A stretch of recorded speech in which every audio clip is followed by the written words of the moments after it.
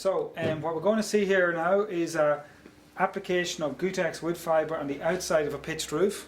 Gutex Ultratherm will be used here. I think it's a 60 millimeter Gutex Ultratherm board, and we're going to just see the fixing of it above the rafter, the detailing at the eaves, how to deal with butt joints and so on.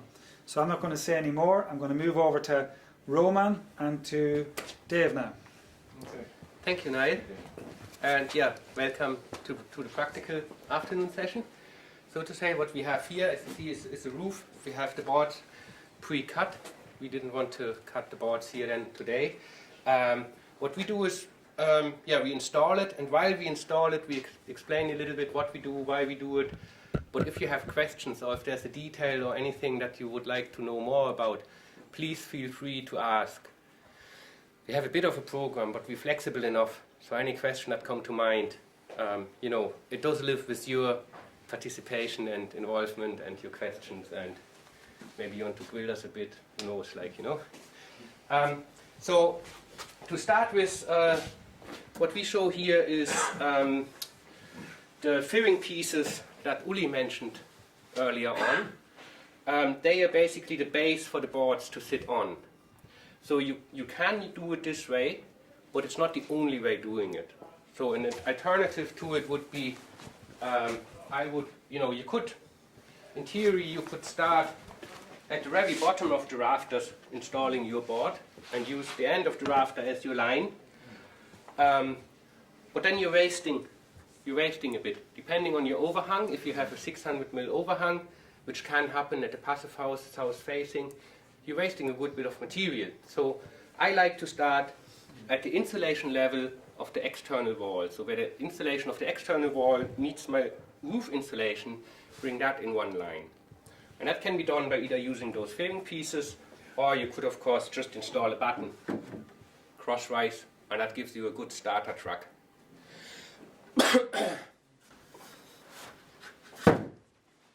So we just start with the first board, and with the first board I cut off the tongue or the groove. Well, it's always the tongue really. And then we have a situation where we have to bring, like the Gutex really is the watertight layer.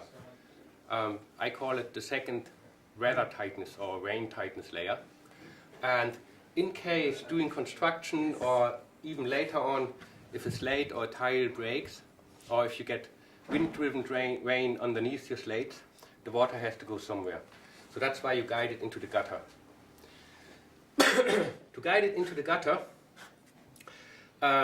you need to fill in here in between. And I see it fairly often that people are using a roofing membrane straight into the gutter. No matter what kind of breathable membrane you're using, doesn't matter which brand it is, it's always a bad idea, I'm afraid. Two things happen. The membranes are not UV stable and they deteriorate over time. And secondly, they're breathable and absorb water. So I had a case where the membrane was in the gutter and actively pulled the water out of the gutter, up the roof again, and then into the wall. And it did cause rather big problems. So what we do here is we pre-install a layer. This is a 5U. Yeah. A 5U felt. That would be the normal. Which guides the water into the gutter. But we need to bridge that area here. So therefore, we install a strip of roofing membrane just to the first board. So you remember, Uli said there's no membrane needed on the boards for water tightness. But just at the very bottom, we bring a felt from here over the bitumen felt and then into the gutter. There are other systems as well. You get kind of trays, which are basically PVC trays that you can install here, and that will bring the water into the gutter. For some reason, I don't know what it is. In Ireland, you always guide the felt into the gutter. In Germany, we always do it behind the gutter. So the thinking behind it is, if you see any dripping, you know that you better check your roof. There could be a tile broken, there could be a slate broken. So, if the water runs down behind your gutter, that's your alarm button or your system. So, On the other hand, if you guide it into the gutter, okay, yeah, you're safe, you have no dripping. Anyway, that's just by the way. So, yeah, first board here, second board over there. Obviously, you want to make sure that you have a good tight joint. For tools, for using tools, you can use hand saws, skill saws, they all work. They tend to clog up. It produces a lot of sawdust when you cut it. So Dave, for example, has a brilliant quite saw. dangerous using a skill saw because the guards tend to clog, and you'll also burn out a skill saw very quickly, and it produces like there's just millions of fibers in each board, and as soon as you make a cut, you release a lot of them. So it's best to have a vacuum system hooked up to your saw. What we use is it's called a sword saw, and what it is basically, it's like a regular skill saw, except you have the blade of a chainsaw on it. So you can cut all your miter cuts whichever way you want, and it's on a track, so you're always guaranteed a dead straight cut, or your miters are exact, and it will cut up to 200 mil in depth. On something like a 60 mil, 70 mil, you might get away with a skill saw. Once you go above that, you struggle to cut the boards. You can use a handsaw, but by the time you're from here to there, you'll be quite tired. So, the proper tools make this a very, very easy installation. And you might be a little bit shocked now, but in Germany the health and safety level is not as high as it is in Ireland. No. And chainsaws are not banned from site. Chainsaws are actually the #1 tool. Basically every roofer and carpenter has a chainsaw on his belt, and be it battens, be it wood fiber boards,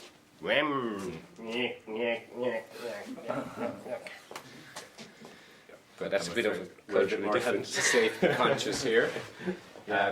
So we'll install the first strip of membrane. Next step then really would be the membrane over the first row, the first layer.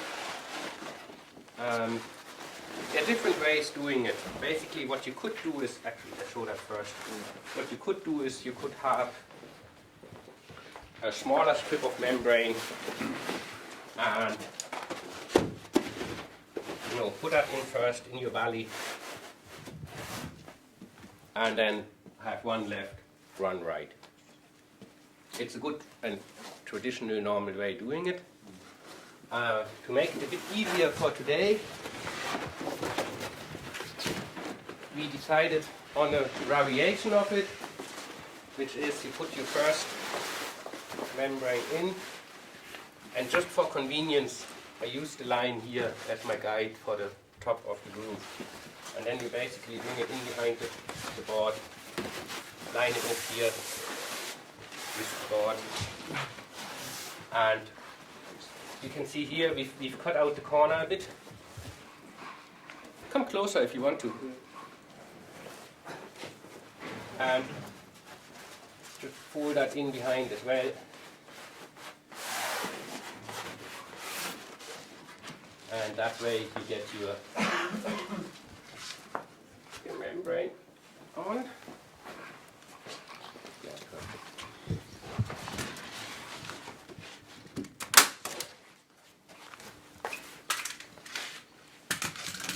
We even put a leak in the roof. We even put a hole in the roof. Just to simulate. Just to show how easy it actually flows off like this. It's real life conditions here.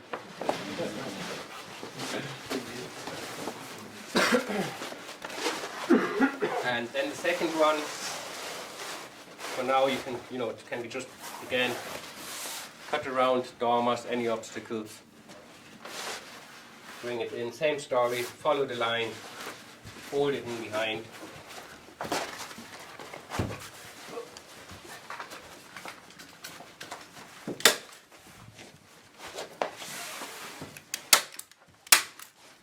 So, and then the second layer, we bring it in, and I just make sure that it stays at this face on the overlap.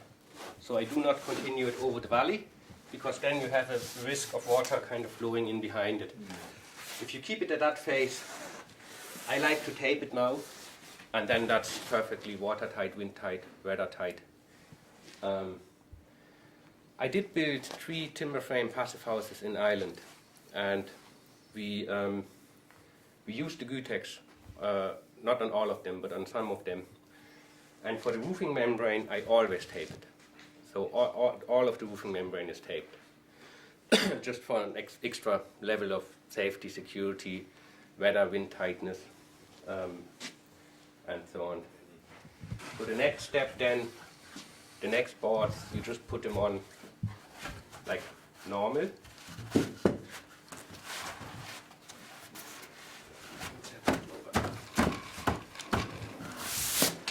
And just make sure that that the membrane is really in behind. And now you have a situation, if you get rain or anything on top of it, it flows off the board onto the membrane, onto your bitumen fed, into the gutter. So taping those, you can use the Vana tape, the Tescon Vana Climber tape, and it's actually the only air tightness tape on the market which has a solid acrylic glue. Means it's fully watertight. You can leave it exposed. You can even tape underwater with it if you wanted to. All other glues, pretty much all other glues are water-based, and they would eventually kind of become a bit soft or weak or absorb the water. But them tapes are suitable for all internal and external sealing, on the roof, on the walls, inside, outside. So.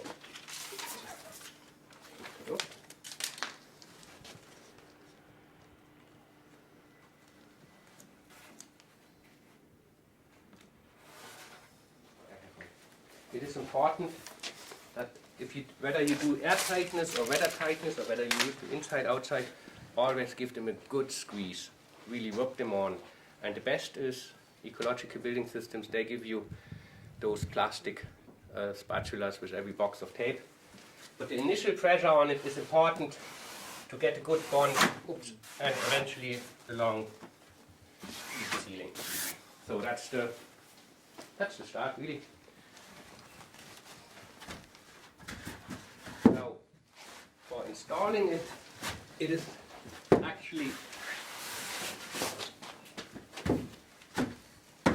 actually not important that they meet at the rafters from a certain thickness on. So that you can just lay them out, and if you have a joint in between the rafters, you just keep going. They're strong enough. Your TNG for the TNG. So the TNG it doesn't have to meet there, which makes it really easy. Like if it was the case that you had to meet at the rafters, that's pretty much a nightmare. But you just start one side, keep going, lay the boards, bang, bang, bang, bang, bang, cut it at the end, use the offcut as the new starter, and keep going. The overlaps, like from the joints, they should be 300 apart. So don't go closer than 300. But everything that's 300 is fine.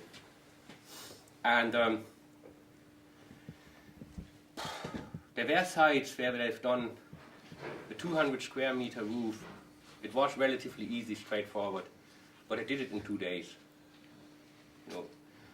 What makes it complicated is if you have a lot of dormers, a lot of different angles, valleys, hips, and so on and so forth. But the roof I'm talking about was an L shape, like a simple L.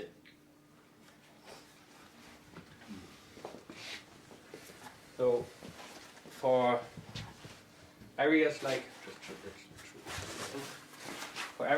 around the chimney and so on, I do like to actually cut the angles as well. Just make sure you have, you're not leaving any gaps or stuff like.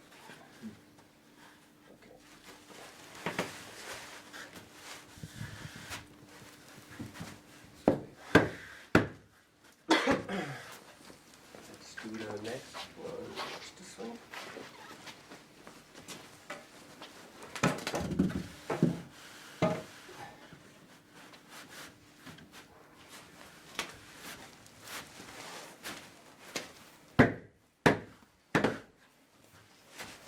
So if you do your first job, you might need to get a little bit used to it, just the way you handle them. And as Uli said, you know, don't grab them here at the corners and break them off and stuff like so. Just be a little bit careful.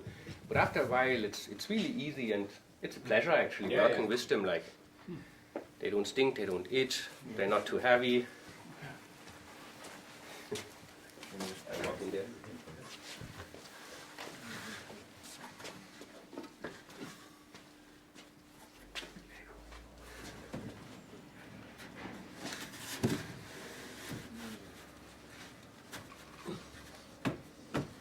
Now, and Uli mentioned it in his presentation. You have the dotted line here, and this is the mark where you should bring the overlap to. You see, it is unavoidable. No matter how good you are, you're gonna be a little bit out of line somewhere, like, you know.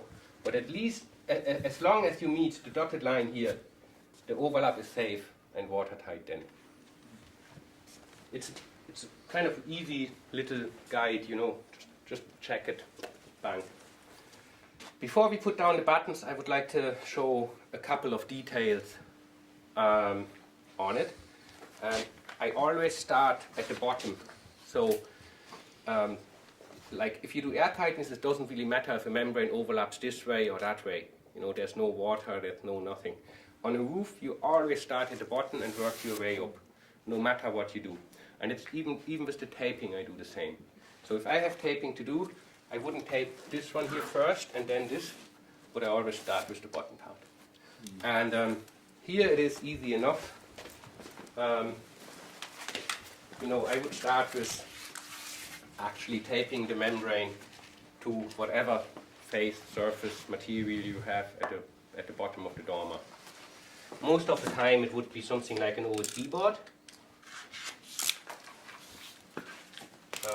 I just trim that back a bit because I want to meet the masking tape so that we can have a chance to take it off at a later stage.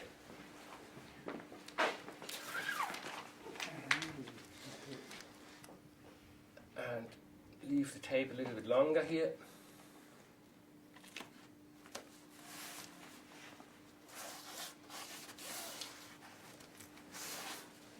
And again, always use this press fix yoke. So,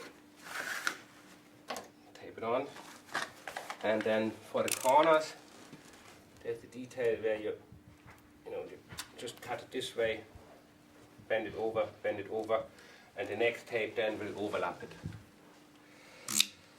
And now we come to a bit of the finer details. Just here, just this little area here, I can't really tape it. So I'm leaving a little bit of a gap there. And this is where you use the mastic mentioned by Uli before. So that would be the mastic from Gutex.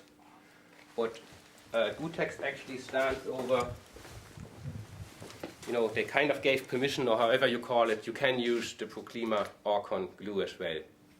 I show the Gutex here, and you know, you would actually seal those. You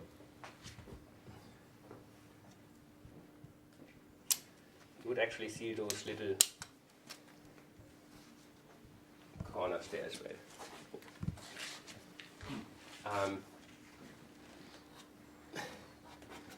Just here, it's not the most important, but at a later stage we come across that detail again. So I show it here. Next then is, again, Uli said, you know, there are no adhesives or glues or tapes needed on the Gutex board. It's totally true, except for any butt joints. So wherever you have a butt joint which is not tongue and groove, that needs to be taped or sealed, or or somehow weather tight. So where are the butt joints here? In the valley. We have it in the valley. We have it at the dormer, and around the chimney. And what we do there is we prime it. So there's a primer And again, you can get the primer from Gutex, or you can use the Proclima primer. The Proclima primer has been tested on all wood fiber boards on the market, and it works. So you would actually prime your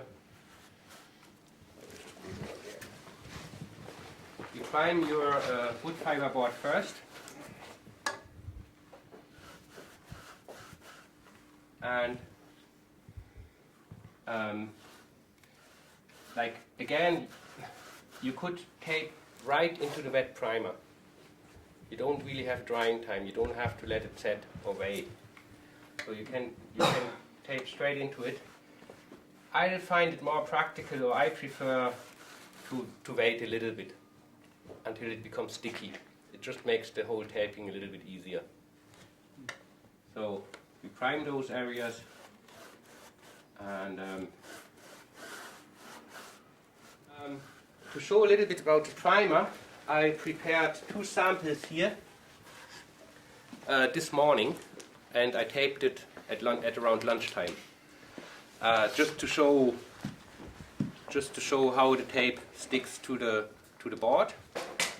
And it's primed. I applied the primer and just taped onto it. And you can see that when you take off, it actually takes off the first layer of the board. And that's basically what you want. You don't want the glue to break or to come off, but it actually goes into the board and penetrates fairly deep.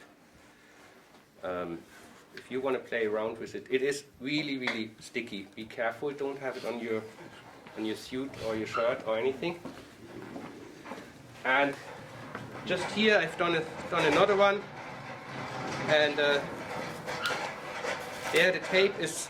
This is a bit of a board which is not primed, so the tape does stick, but it takes off a couple of fibers. But it's really only when it hits the primer.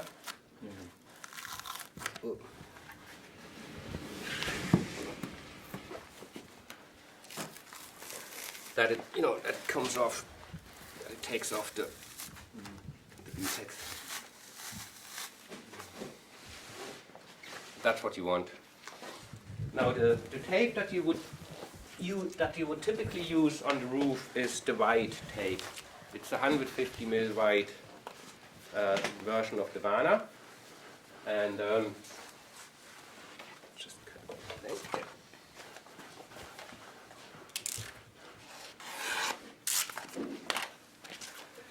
and it has one feature which is very helpful. It has 2 sections.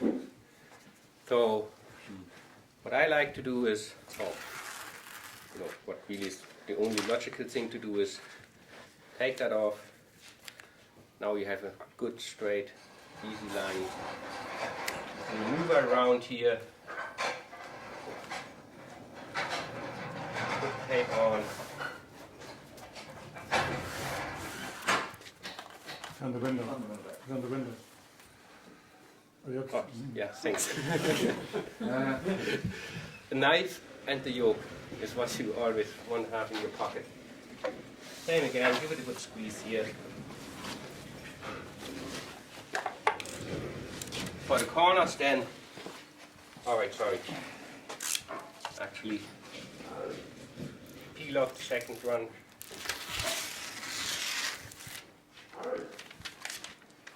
And the, how would you call it, the press fixer is actually a good help to get things sharp into the corner here as well. I always kind of make sure that you have a really into the corner. And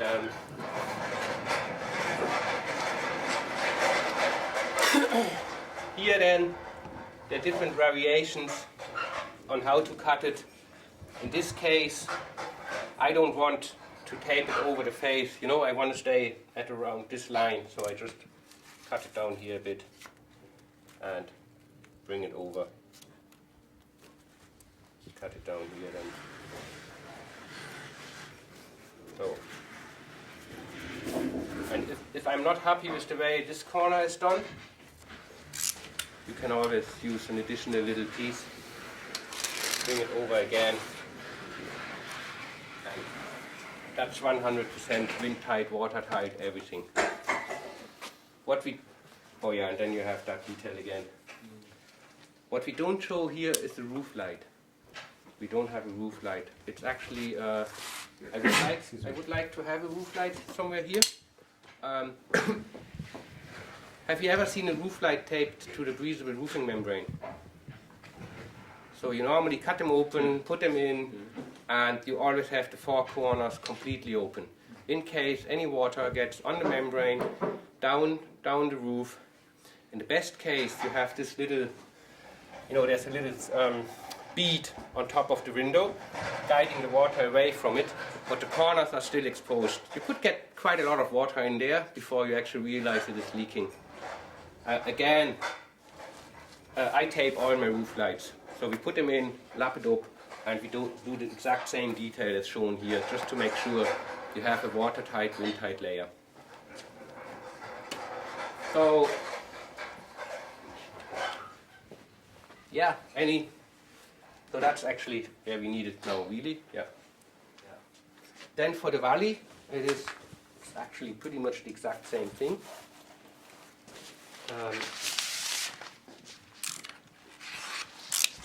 Just get a bit of tape,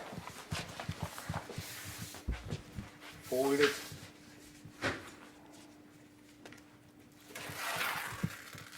take off one slip, and start at the bottom.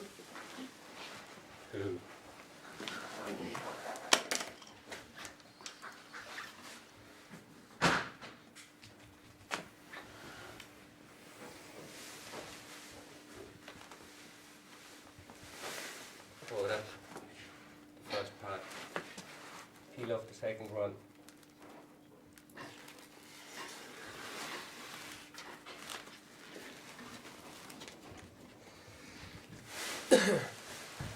Again,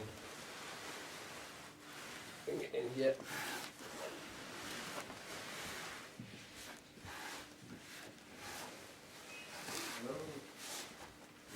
Give it a squeeze, and then seal those.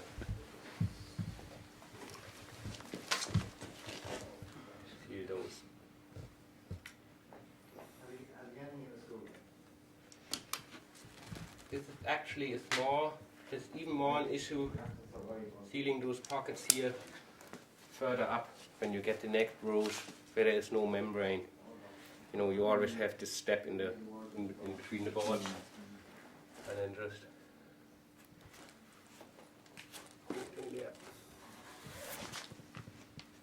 that will be 100%. For the chimney then, what I like to do is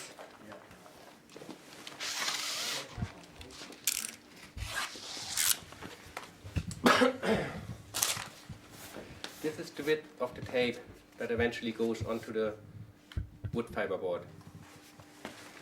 So I don't mark it in real life, but just for now I mark it. So I have a mark there, I have a mark there, and that's the length. That's about the length of my tape I'm using here.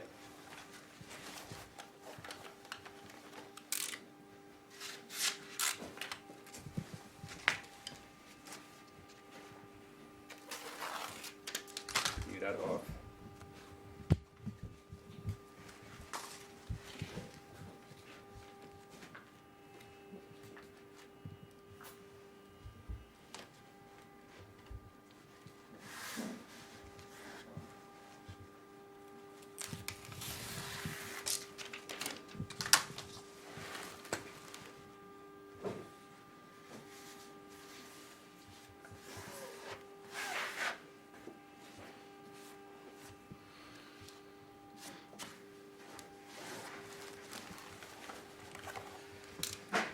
Then I cut it a couple of mils away from the corner, just a little bit, so that when I fold it down, You know, the tape kind of continues a little bit around the corner.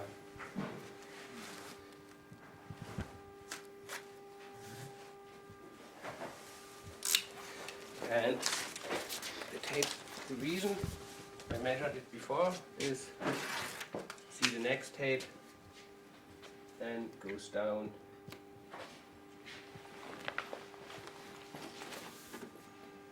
And it pretty much meets the end of the first tape here.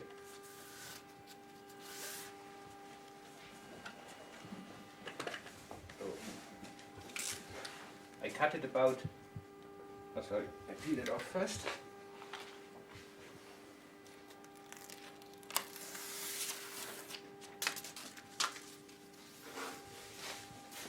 And I stay away from the corner another kind of 3 mil or so again. And that way, you know, the way the tape overlaps 2 times 3 mil each direction is a total overlap of about 6 mil, and that is normally absolutely airtight. So I assume it is watertight. We never had any leakage here. And here now you can see the wheel gap I was talking about. So that's what will happen at every board, every row. And rather to try to push the tape in, you know, live with it, accept it, get the gun, and fill that pocket, squeeze it down, watertight.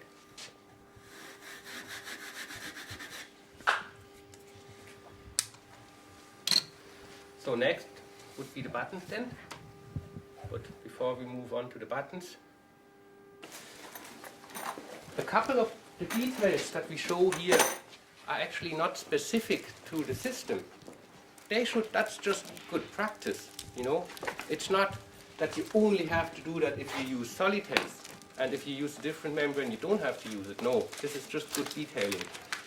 And one question I sometimes get is, what, you know, would 90 mil nails be okay for fixing it? Good practice is to get your screw plan, and it was showed there before, like depending on elevation, height of the roof, overhang, and so on, there are different forces. I don't take a chance there. I always get my plan. I make 3 or 4 copies so that everyone on site has a copy. I go through it with the whole crew, because sometimes it can be a little bit confusing. You have those different areas with different loads, and typically around the perimeter of a roof you need more screws than in the middle of it. So it's a learning curve, even for me.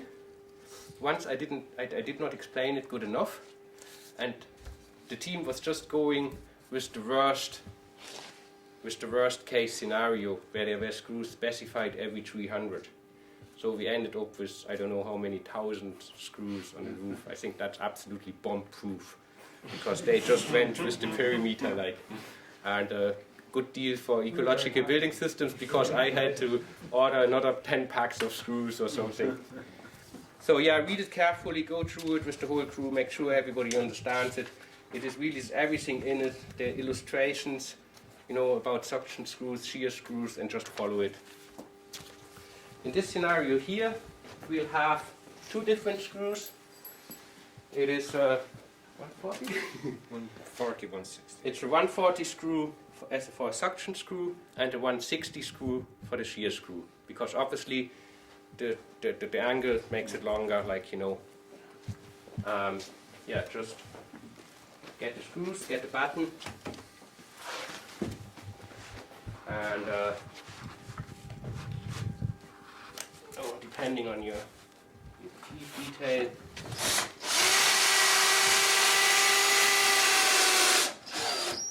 really nothing fancy about it.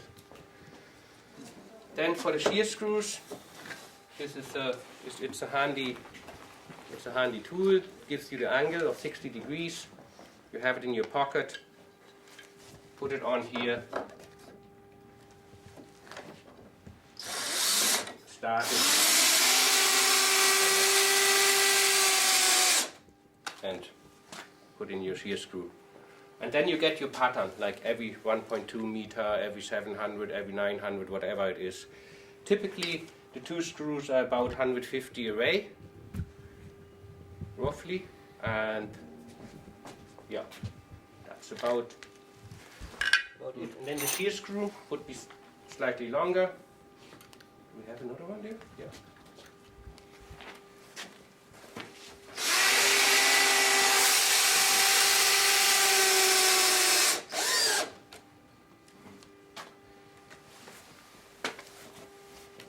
That's it.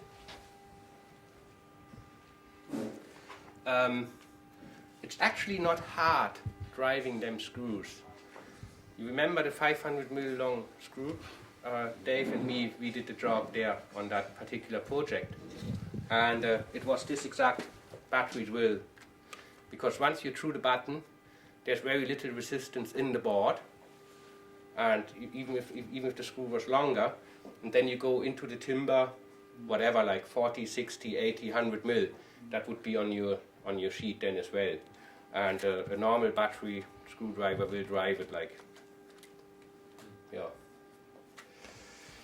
As actually I found it a bit funny when Uli said, oh, the advantage is there is no nail sealing tape needed. Who of you has heard about nail sealing tapes? Right, hands up. Okay, because Uli is kind of the next step already, like, you know. Obviously what is true is, very often, more often than not, the nail through the batten here creates a hole in the membrane and you get a leak, you get a hole there. When I do attic retrofits, if I go into an attic, I'd say 90% of the attics that I inspect, I can see a watermark where the slate button is nailed onto the rafter. Because there's 2 things come together at this point, and both are not good. Typically in Ireland, you have your slate button only. Any water flowing down, pulls up nicely, sits there, waiting for an opportunity to escape. What's the closest escape? Through the old bitumen felt, through the nail hole, into the rafter, and into the attic, basically. So by having so that's one thing. Another one is, it's a funny one. It was in attic as well. It was the case that the 2 slate buttons, just about missed the overlap of the membrane. So there was a slate button here and a slate button there.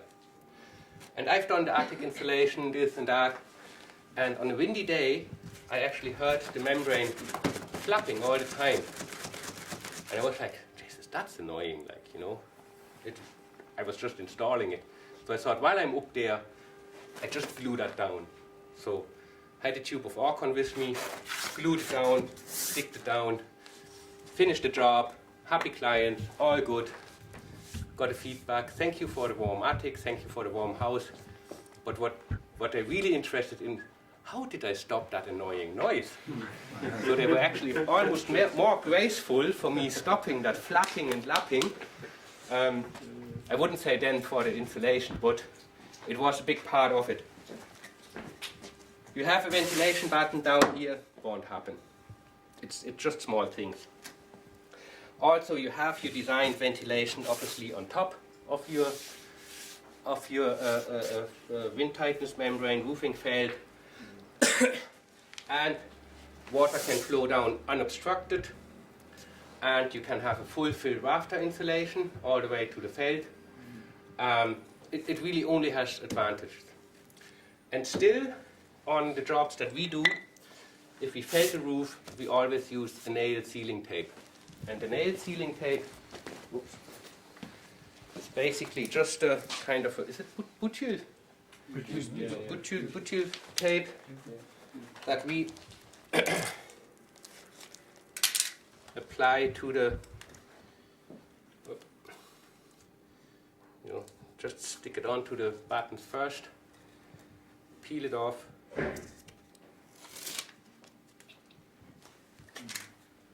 put it down, nail it. And the way the tape is kind of designed means if you stick a nail through it, I do it with a screw, actually what really seals the nail is that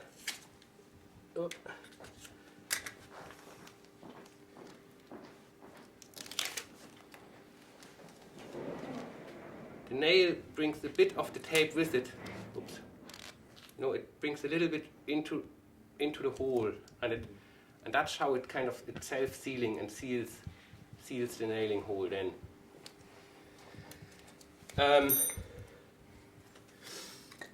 Again, in Germany you have classifications depending on where the house is. If you're on the northwest coast of Ireland in Sligo, exposed to the sea, you would have a class 4 roof. A class 4 roof means you have to have nail sealing tape and you have to have sealed overlaps. You wouldn't get away not doing it. I'm not aware that there's something similar in Ireland, but I think roof class 4 would apply to half of the houses here. Yes. But it's not.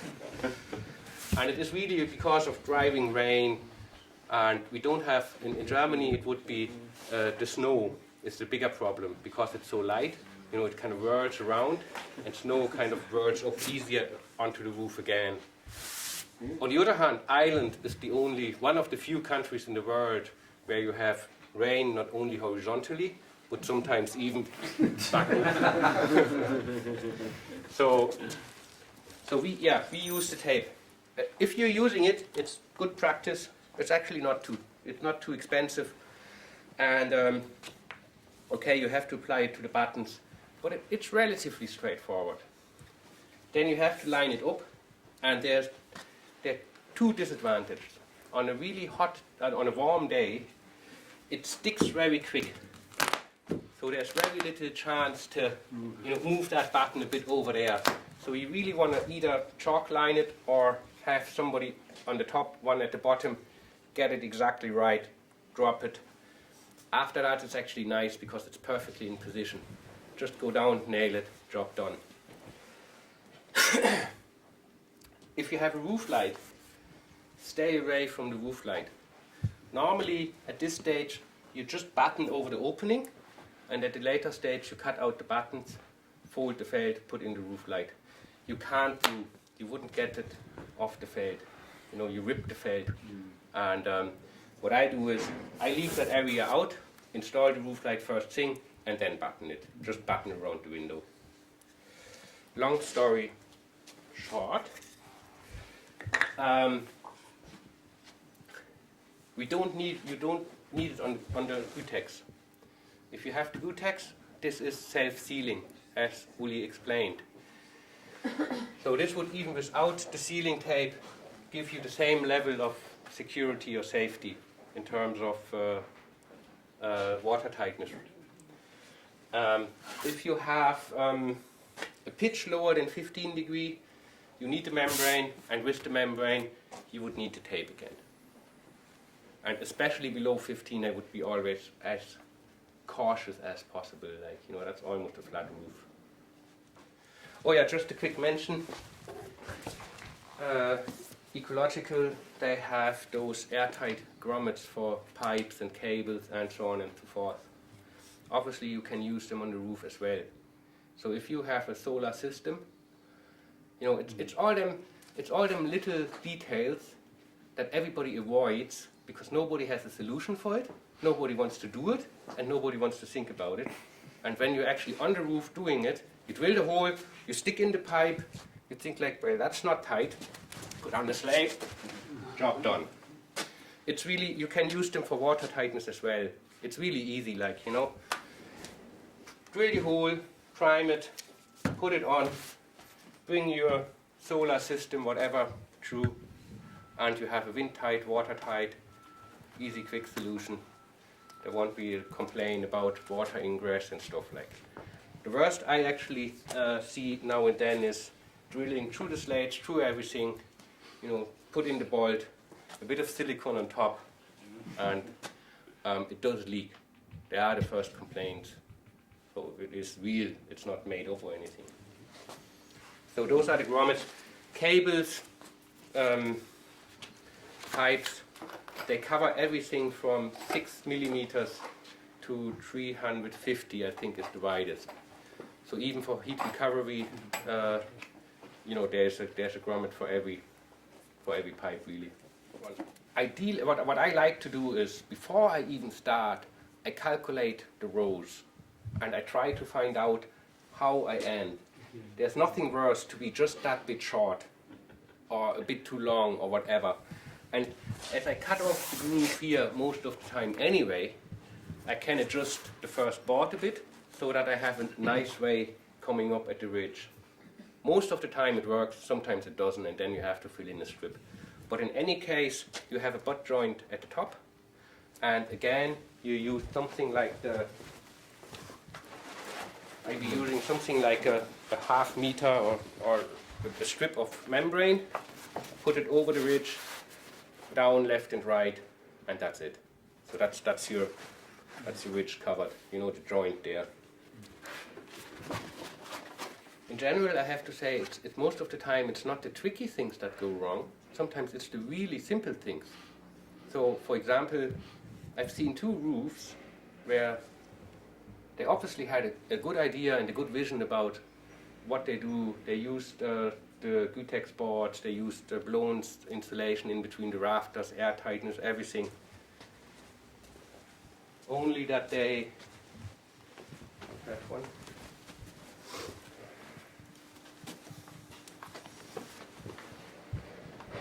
All the boards were installed this way.